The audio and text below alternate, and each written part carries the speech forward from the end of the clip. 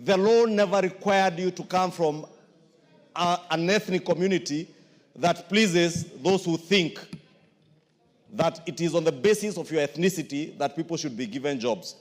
Honorable Speaker, I want to say, Mr. Erastus Ethekon, wherever he comes from, whether he comes from Nyeri or from Turkana, he is a Kenyan.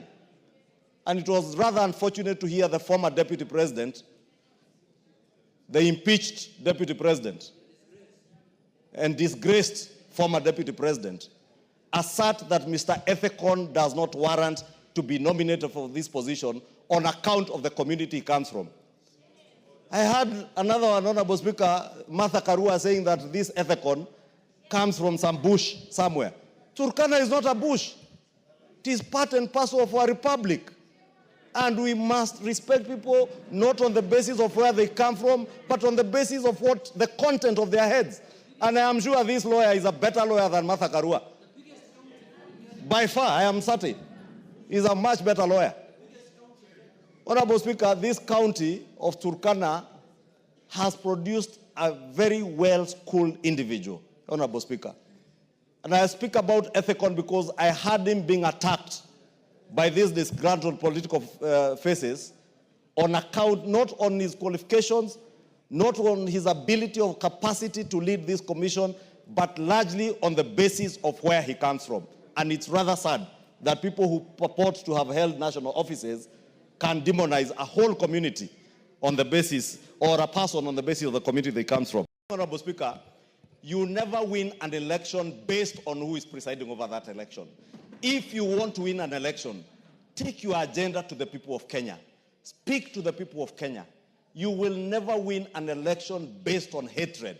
You will never win an election because you are showing bitterness to everybody or belittling people from certain communities because you think the village you come from is more important than other villages in Kenya, Honorable Speaker. We all come from certain villages, and they are as important as your small village, Honorable Speaker. And Honorable Speaker, this commission, as I said, we are 3 years late. And the sooner we approve, the sooner the president appoints, and the sooner this commission begins working, the better for this country, Honorable Speaker. Because there are people who are suffering in this country, lacking representation, Honorable Speaker. The people of Banisa, may I not remind you, Honorable Speaker, have sued you. Yes. Not anybody else, you as a Speaker of the National Assembly, because they lack representation in this House.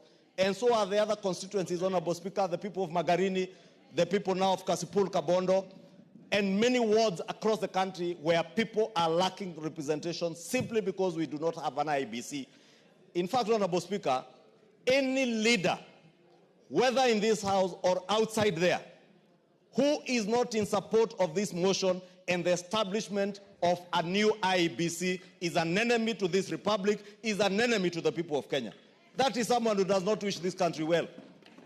And may I dare say, Honorable Speaker, even any person in the judiciary who would imagine that they would come into the way of stopping us from having an IEBC, you would not be acting in the best interest of the Republic and the people of Kenya, Honorable Speaker. And therefore, may I also take this opportunity, Speaker, to plead with our judges and the judiciary, Honorable Speaker, to take what they call, or what you lawyers call, judicial notice of the circumstances that we are in as a country. We have the elections pending. We have electoral delimitation to be done ahead of the elections. May I also remind us, ourselves, Honorable Speaker, the Kriegler Commission told us that at least 2 years before every election, we should have a commission ready. Honorable Speaker, we are slightly above that 2-year threshold. It is time we have a commission so that if there's the limitation that they will do, they're able to do that. If they have to register new voters, they need time to register new voters. They need to remove those who are deceased from the register of voters.